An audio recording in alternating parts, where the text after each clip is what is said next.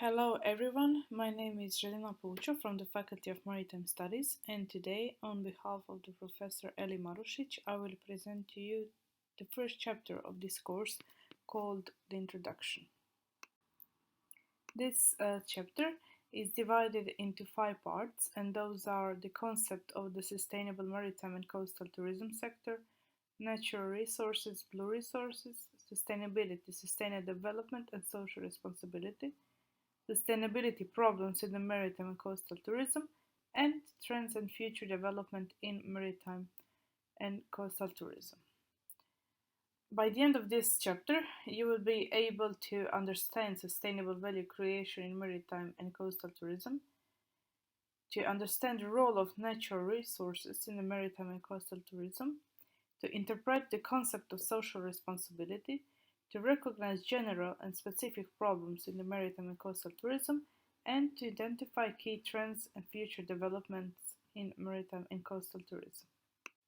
Maritime and coastal tourism, or blue tourism, is one of the most critical sectors in the blue economy. It is an economic activity of a crucial importance to certain countries, coastal regions, and localities, particularly islands. The economic, financial, and budgetary crisis has somewhat increased the importance of coastal and maritime tourism compared to the other economic activities.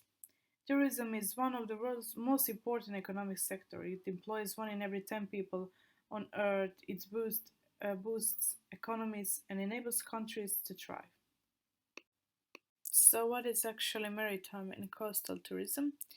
Maritime or marine tourism are sea-based activities such as cruising, yachting, recreational fishing, and other nautical sports, and includes their respective land-based services and infrastructure.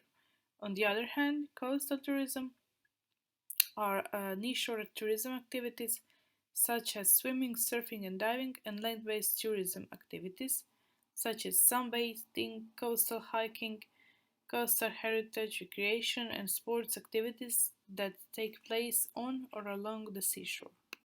Maritime and coastal tourism also faces large sustainability challenges. Many coastal areas are fragile, and the last few decades have demonstrated that tourism activities, and in particular mass tourism, can threaten local ecosystem as well as the overall attractiveness of such areas. The future success of maritime and coastal tourism depends therefore on the ability to develop sustainable and integrated value propositions that take account of its environmental impacts. It should therefore look at challenges and opportunities in coastal tourism, yachting, and marinas and cruise tourism together. As it says here, a sustainable maritime and coastal tourism sector should respect the natural resources on which it is built and calls for a long-term approach. So it requires local strategies by focus not only on tourists but also on value, both in terms of turnover as well as in terms of environmental and social values. It also requires investments needed to increase the attractiveness of the tourism offer, and a strong need exists for creating and capturing value locally. In the 1987, the United Nations defined sustainability as meeting the needs of the present without compromising the ability of future generations to meet their own needs. Sustainable development calls for concerted efforts toward building an inclusive, sustainable, and resilient future, and for people and planet. Sustainable development requires an integrated approach that takes into consideration environmental concerns along with economic development. It is important to say that for achieving sustainable development, it is crucial to harmonize 3 core elements, and those are economic growth, social inclusion, and environmental protection. These elements are interconnected and are all crucial for the well-being of individuals and societies. So, sustainability principles refers to environmental, economic, and socio cultural aspects of tourism development, and a suitable balance must be established between these three dimensions to guarantee its long term sustainability. Sustainable tourism should make optimal use of environmental resources that constitute a key element in tourism development, maintaining essential ecological processes and helping to conserve natural heritage and biodiversity. It should also respect the socio-cultural authenticity of host communities, conserve their built and living cultural heritage and traditional values, and contribute to intercultural understanding and tolerance. It should also ensure viable long-term economic operations, providing socio-economic benefits to all stakeholders that are fairly distributed. So there are three dimensions or pillars of sustainable development, and those are social pillar, environmental pillar, and economic. Regarding social sustainability, it means respecting human rights and equal opportunities for all in society. Environmental sustainability, on the other hand, means conserving and managing resources, especially those that are not renewable or precious in terms of life support. And the last one, economic sustainability, it means generating prosperity at different levels of society and addressing the cost effectiveness of all economic activity. The UN Secretary General called on all sectors of society to mobilize for a decade of action on three levels. First one, global action to secure greater leadership, more resources, and smarter solutions for the sustainable development goals. We have 17 goals that are universal call to action to end poverty, protect the planet, and improve the lives and prospect of everyone, everywhere. And they were adopted by all UN member states in 2050 as part of 2030 Agenda for Sustainable Development. The second level, local action embedding the needed transitions in the policies, budgets, institutions, and regulatory frameworks of government, cities, and local authorities. And the last one, people's actions, including youth, civil society, the media, the private sector, unions, academia, and other stakeholders to generate an unstoppable movement pushing for the required transformations. The fact that oceans and seas matter for sustainable development is undeniable. Oceans and seas cover over two-thirds of Earth's surface, contribute to poverty eradication by creating sustainable livelihoods and decent work, provide food and minerals, generate oxygen, absorb greenhouse gases, and mitigate the impacts of climate change, and many more other. With an estimated 80% of the volumes of world's trade carried by sea, international shipping and ports provide crucial linkages in global supply chains and are essential for the ability of all countries to gain access to global markets. On this slide, you can see the difference between resources, assets, and capital. Regarding social capital, it refers to a positive product of human interaction.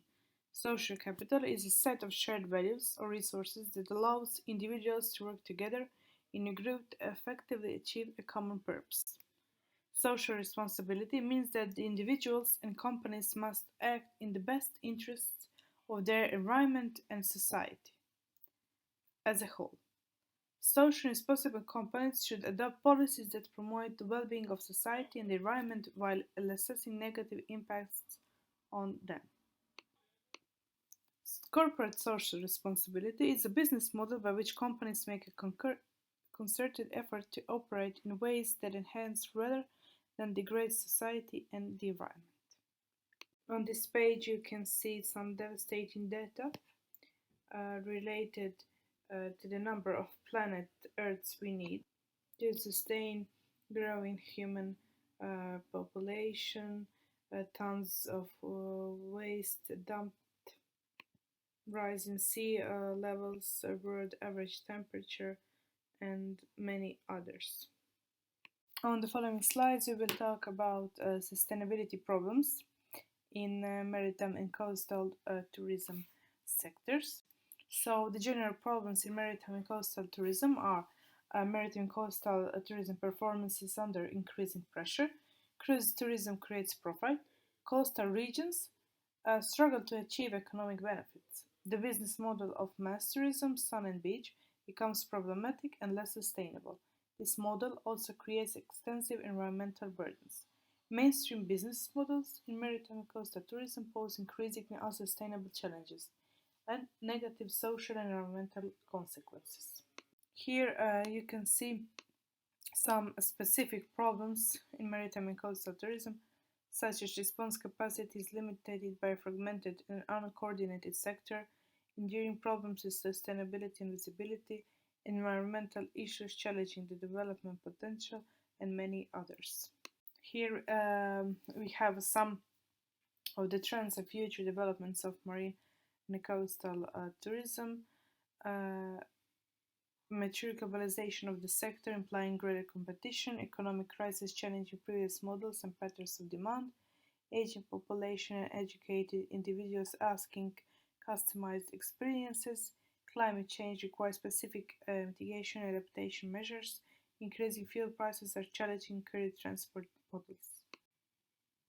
Lack of vision on value proposition due to large fragmentation of the sector, adjustment and mitigation capacity varies across sea basins, value captured by big players with limited spillover effects, increased pressure for CO2 emissions cuts and sustainability will reshape the sector, growing demand for unique experiences and value for money, great potential for sustainable aquatic sports and marinas as drivers for long-term growth. Here we have some constrained framework conditions such as accessibility by sustainable transport modes, access to finance, a need for good governance, long-term visions and collective action, lack of market data, and others. Here you can see the impact matrix of the medium-term and longer-term developments. Plus plus, for example, means strong positive expected trend. 1 plus means mild positive expected trend. 0 no relevant change. Minus means mild negative expected trend. 2 minuses means strong negative expected trend, and no clear information or expectations. Regarding synergies and tensions, the most critical are maritime transport, shipbuilding, food, nutrition, health and ecosystem services, energy, raw materials, leisure working, and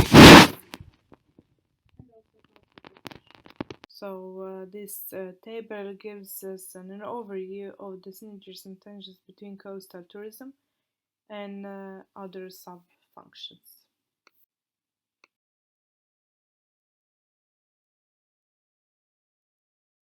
For an exercise, you would have to explore the Mediterranean's largest chain of marinas, Alsi marinas, and find some information that is relevant to the course topic. This is the link for Alsi marinas, and after entered that link, you should explore them and find information on how this Mediterranean's leading chain of marinas and Croatia's leading boating tourism company contributes to the sustainability of the maritime and coastal tourism sector. Then you should recognize the role of the Alsi marinas in society, find out how Alsi marinas contribute to the maritime and coastal local communities, identify their activities related to sustainability, and compare the positive and negative impacts of Alsi marinas business operations. This is the video for the Mediterranean's leading marina operator.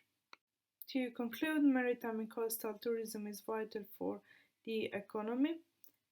There present ever-growing sustainability challenges, continued growth in maritime and coastal tourism, increase in additional infrastructure and services activities demand with the growing success of high-profile tourism, characterized by relatively high volume of visitors, high level of quality, and unique value.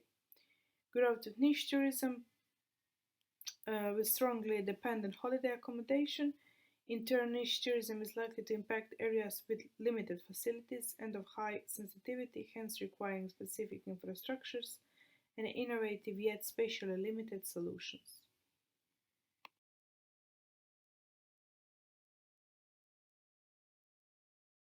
here are the questions with which you can determine your knowledge. So, thank you for your attention.